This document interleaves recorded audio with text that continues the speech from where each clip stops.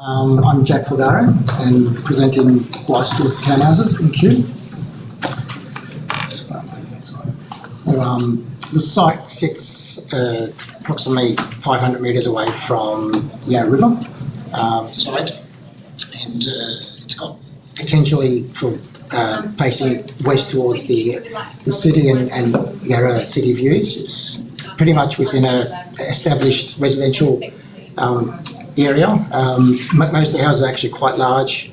Our slice of land is unusually a small sliced thing of land and quite narrow, and we are sitting amongst a small cul-de-sac street through there. It's quite leafy, the street, and well established too. So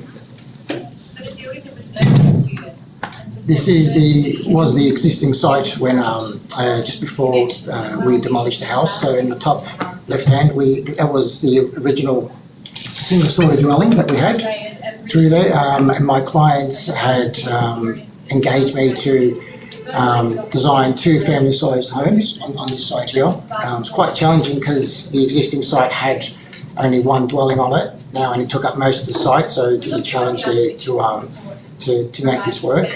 And as you can see, just the immediate houses through here, there's typically the newer single dwellings are detached, and they're replica Georgian and French provincial style housing within this particular cul-de-sac street. So, and most of the areas have got solid high walls, quite secluded. So when you walk through the streets, it's very hidden. You hardly see any pedestrians walking through there. So it's we were to sort of look at that and how we can make ours work with my brief from the clients. Just a closer look at the site here. As you can see, it's quite narrow. Typically half the size of the majority of the sites through here. There were some townhouses built across the road. They're slightly smaller in footprint, and my clients particularly wanted to build a new house for themselves towards the west, facing the Yarra and the city, and an investment opportunity more towards the east, whether they could sell or rent out, and they've eventually sold it since it's been built. And yeah, this is an early study of how we can sort of fit our two family-sized homes within the site.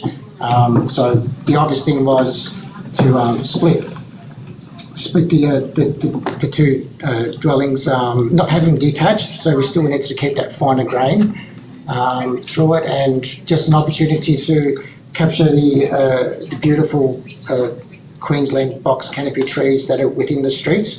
At ground level and first level, you don't actually see any views out to the city of Yarra River. So the other challenge was to how to actually approach that and get the western side dwelling to actually capture those views, because it's a beautiful, beautiful area, and it doesn't have private access to the area where most of the houses just in front of it do. So yeah, there was a challenge through there.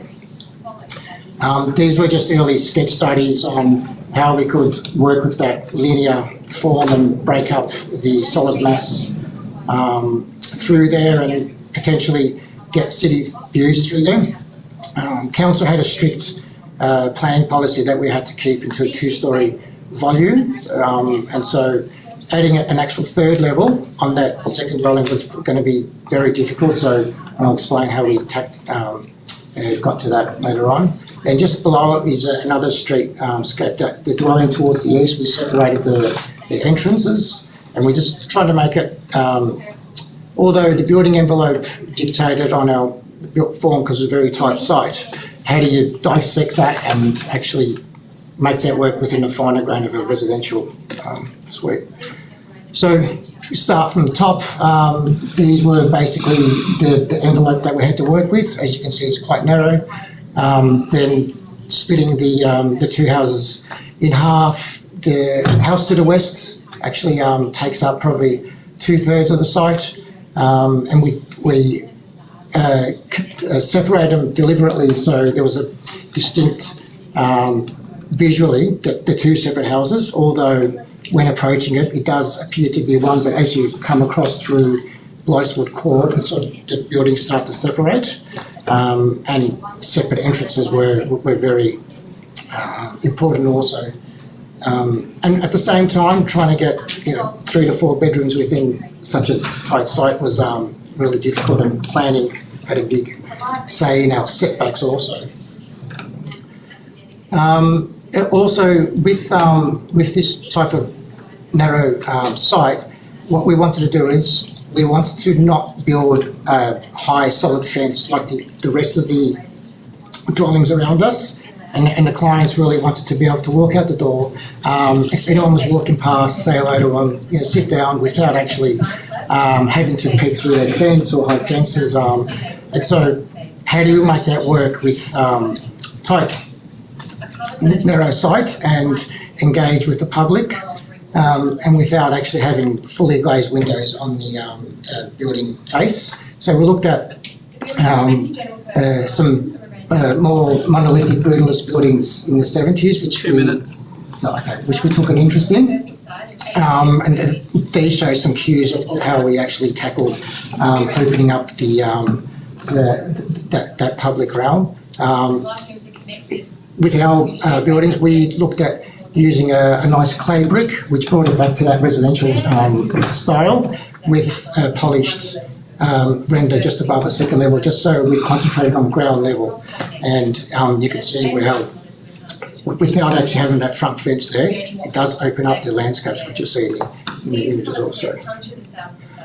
That's just the context of our north facing and the finer grain of dwellings. These elevations with just demonstrating that 2-level volume and split sections, which was like earlier in the sketches that I showed.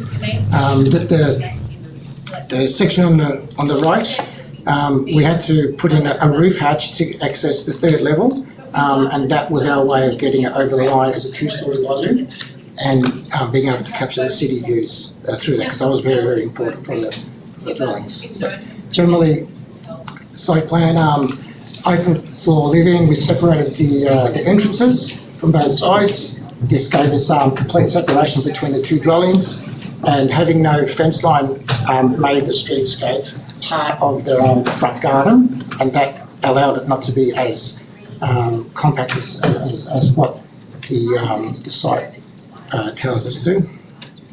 North facing courtyards, upper levels, that generous sized bedrooms. You can see a retreat area. This is where you start to capture the views through into the city, towards the left or the west dwelling, which the owner occupier actually, they live in with their 2 children, with the little retreat area here.